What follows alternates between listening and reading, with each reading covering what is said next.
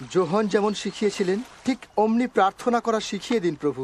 প্রার্থনায় বলবে, হে আমাদের স্বর্গস্থ পিতা, তোমার নাম ধন্য হোক, তোমার রাজ্য আসুক, যেমন স্বর্গে তেমনি পৃথিবীতেও তোমার ইচ্ছাই পূর্ণ হোক। আমাদের প্রতিদিনের খাদ্য জুগিয়ে দাও, আর আমাদের পাপ ক্ষমা করো, যেমন আমরাও আপন অপরাধীকে ক্ষমা করি। আর আমরা যেন পরীক্ষায় না পড়ি, কিন্তু মন্দ হতে রক্ষা পাই।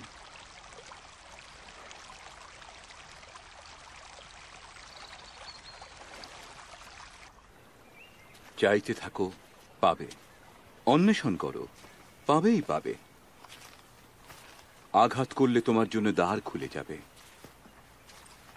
কারণ যারা চায় তারা পায়, যে খোঁজে সে সন্ধান পায়, আর যে দ্বারে ঘা দেয় তার জন্য দরজা খোলা হয়।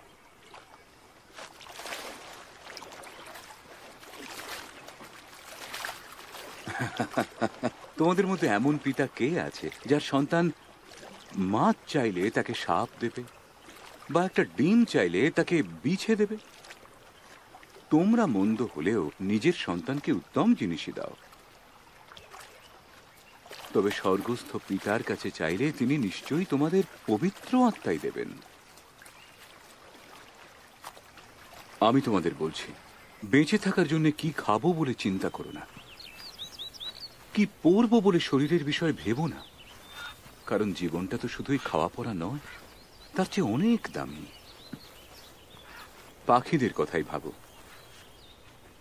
কই ওরা তো বনে না, কাটে না, ভান্ডার নেই, গোলাঘরও নেই, তবুও তো তারা খেতে পায়। এদের চেয়ে তোমাদের দাম কি আরো অনেক বেশি নয়?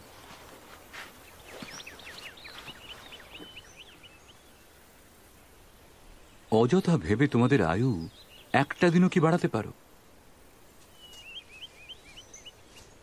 এই সামান্য কাজটুকু যদি না পারো, তবে কিসের এত ভাবনা? এই ফুলগুলোকে দেখো, কি সুন্দর ফোটে। ওরা তো কষ্ট করে কাপড় বোনে না। রাজা সলোমন তার রাজ পোশাকে সজ্জিত হলেও এত সুন্দর দেখাতো না। যে ফুল আজ আছে কাল ঝরে যাবে, তাকেই যদি এত সুন্দর করে ফোটান, তবে ঈশ্বর কি তোমাদের বস্ত্র যোগাবেন না? কেন অবিশ্বাস করো? আমরা বিশ্বাসী হতে চাই প্রভু। একটা সর্ষে দানার মতো বিশ্বাসও যদি তোমাদের থাকতো, আর এই তুঁত গাছটাকে বলতে, যাও সমূলে উপরে গিয়ে তুমি এখনই সমুদ্রে পড়ো, দেখতে ঠিক তাই ঘটতো।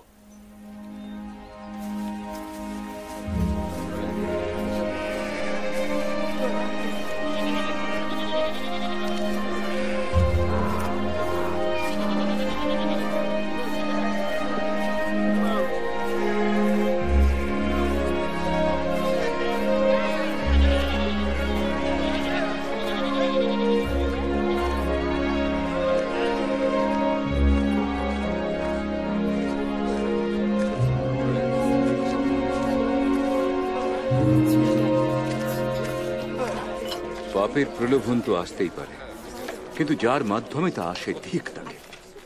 শিশুর মতো সরল বিশ্বাসীদের যারা পথভ্রষ্ট করে, তাদের গলায় পাথর বেঁধে সমুদ্রে ডুবিয়ে দেওয়া বরং ভালো।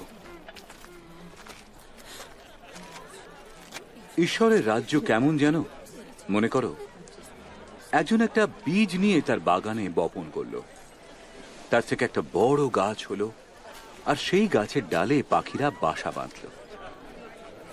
কি যে বলতে চাইছো কিছুই বুঝছি না। পরগ্রাহী আর যত আজে বাজে লোকদের সাথে তোমরা মেলামেশা করো কেন? সুস্থ লোকের তো ডাক্তারের প্রয়োজন নেই, প্রয়োজন অসুস্থের। মান্যগণ্যদের জন্য নয়, আমি এসেছি পাপী তাপীদের জন্য।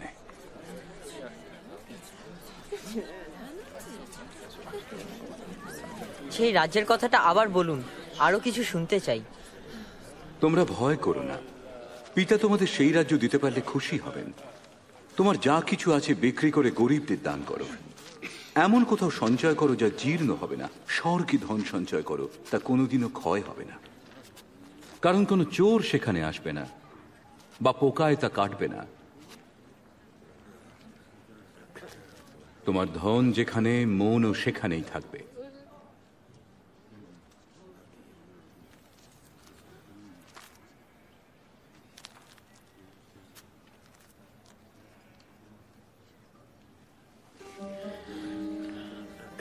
মা, তুমি রোগ মুক্ত হলে।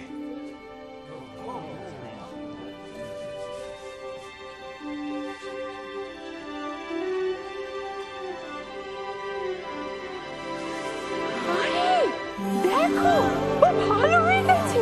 কি অদ্ভুত অলৌকিক! দেখো দেখো, প্রভু গৌরব, 18 বছর পরে সুস্থ হলাম। কাজের জন্য সপ্তাহ 6টা দিন তো আছে। সুস্থ যদি হতে চাও বিশ্রামবারে কেন, অন্য যে কোনো দিনে এসো। ভণ্ডের দল, বিশ্রামবারে কি তোমাদের গরু ছাগলকে খোঁয়ার থেকে বার করে জল খাওয়ার জন্য নিয়ে যাও না তোমরা? এই যে আব্রাহামের সন্তানকে শয়তান তার কবজায় বন্দি করে রেখেছিল 18 বছর, বিশ্রামবারে তাকে মুক্ত করা কি অপরাধ?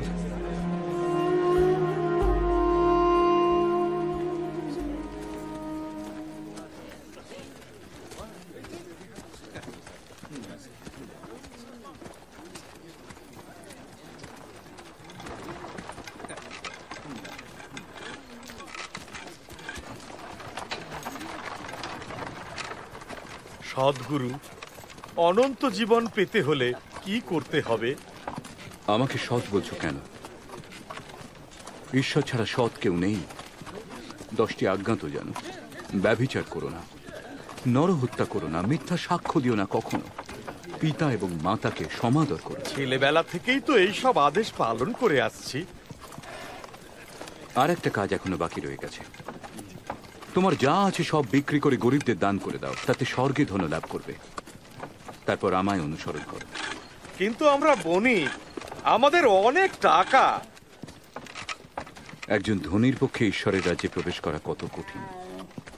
বাস্তবিক ঈশ্বরের রাজ্যে একজন ধনবানের প্রবেশ করার চাইতে সূচের ছিদ্র দিয়ে উটের প্রবেশ করা সহজ।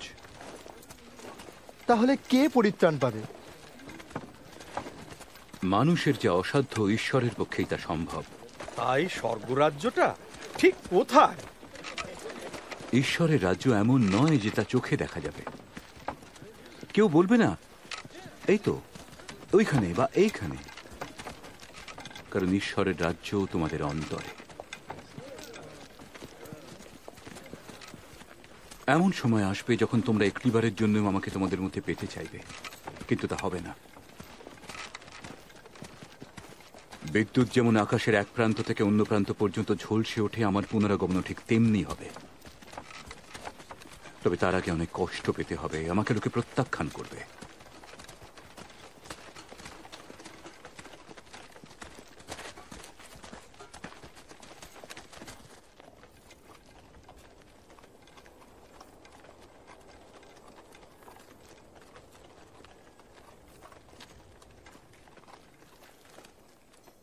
ব্যবস্থার এক তিল এদিক ওদিক হওয়ার চেয়ে আকাশ ও পৃথিবী অদৃশ্য করে দেওয়া সহজ।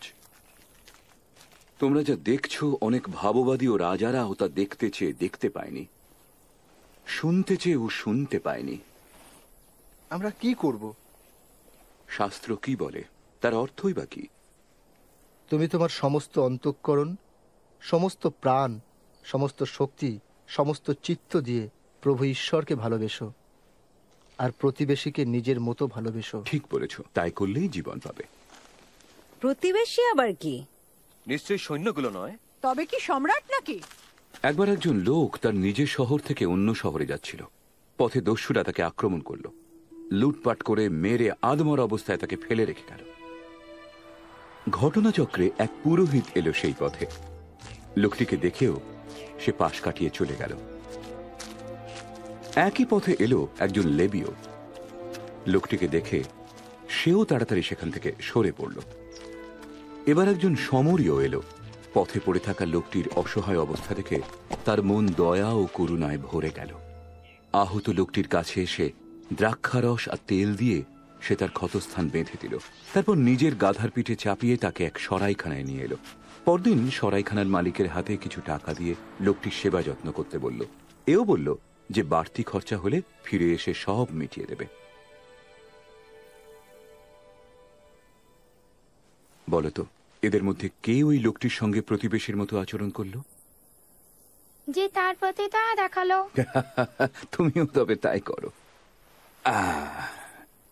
শিশুদের আমার কাছে আসতে দাও, বারণ করো না। স্বর্গ এমন সরল মনাদেরই জন্যে।